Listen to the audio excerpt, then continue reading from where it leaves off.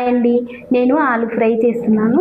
Simple recipe ఇది. దీన్ని ఇంకోలా కూడా చేసుకోవచ్చు, కానీ నేనైతే ఇట్లా చేస్తున్నా. చూసేయండి.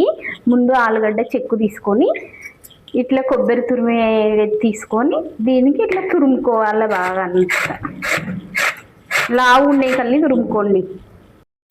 ఇట్లా తురుముకోవాల. తురుము పెట్టేతో అంతా ఇట్లా పెద్ద పెద్ద తురుముకున్నా చూడండి. ఇప్పుడు నేను ఆల్రెడీ ఆయిల్ వేడి పెట్టుకున్నాను. ఆయిల్ వేయించుకుందాం.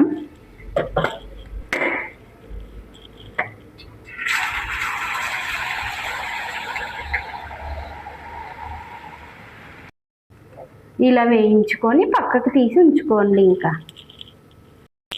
వేయించుకున్న తర్వాత అంతా ఎలా పొడి పొడిగా చూడండి ఆలు ఫ్రై. ఇప్పుడు ఇందులోకి కొద్దిగా ఉప్పు కారం వేసి ఇంకా మిక్స్ చేయడమే. కొద్దిగా ఉప్పు వేసుకోండి, కొద్దిగా కారం వేసుకొని అంతా కలిపేసుకోండి. సింపుల్ ఆలు ఫ్రై రెడీ.